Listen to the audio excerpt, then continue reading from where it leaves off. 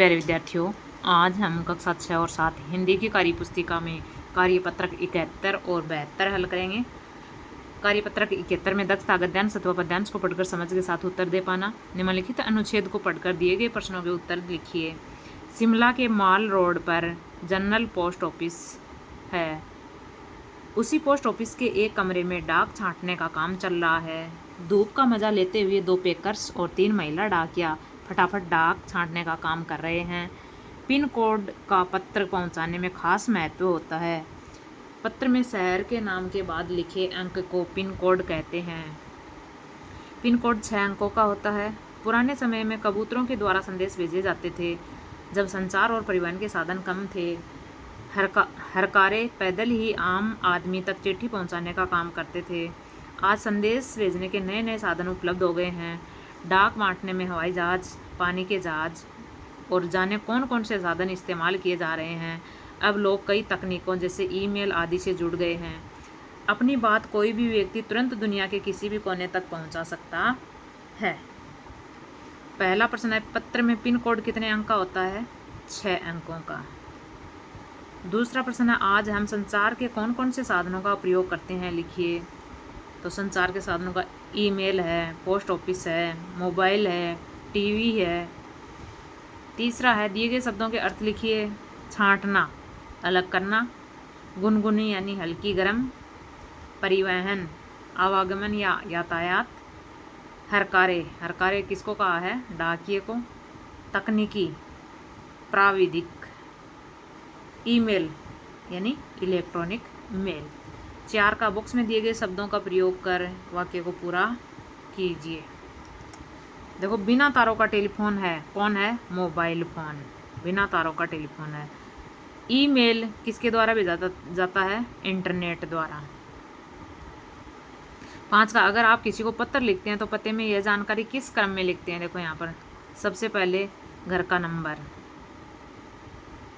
दूसरे नंबर पर गली या मोहल्ले का नाम, फिर गांव, कस्बे या शहर का नाम, उसके बाद में खंड का नाम और लास्ट में राज्य का नाम।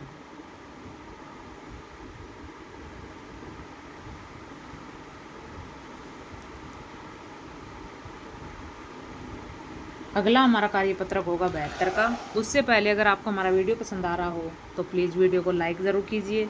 चैनल को सब्सक्राइब नहीं किया तो चैनल को सब्सक्राइब कर लीजिए और बेल आइकन प्रेस कर दीजिएगा। दोस्तों, कार्यपत्रक 72 में दक्षता अनुच्छेद को पढ़कर उत्तर दे पाना। दिए गए अनुच्छेद को पढ़कर प्रश्नों के उत्तर दीजिए। चित्तौड़गढ़ सूरवीरों का शहर है जो पहाड़ी पर बने दुर्ग के लिए प्रसिद्ध है। उत्तर भारत के सबसे महत्वपूर्ण किलों में से एक चित्तौड़गढ़ का किला राजपूतों के साहस, त्याग और बलिदान का प्रतीक है।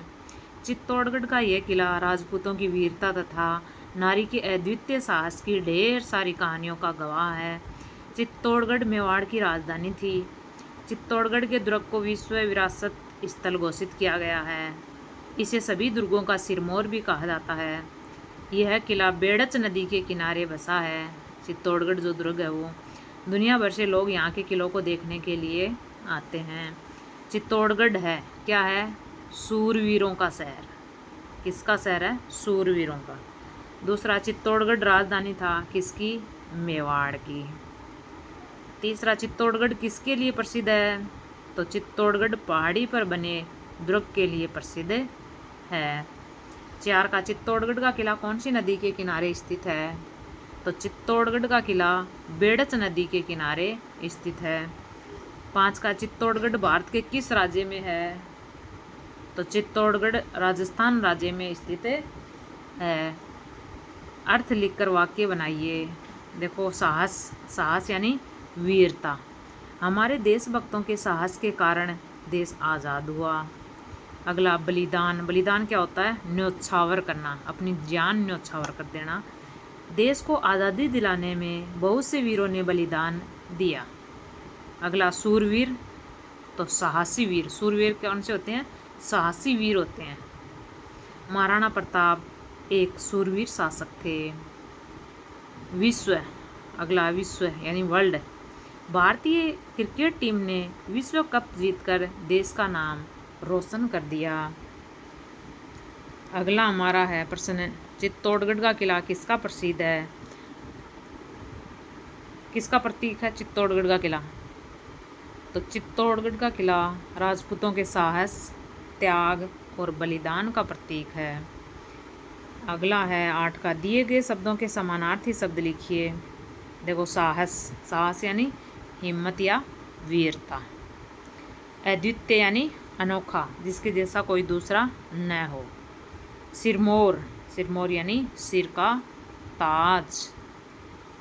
ये थे हमारे कार्यपत्रक 71 और 72। वीडियो में बने रहने के लिए आपका बहुत बहुत धन्यवाद।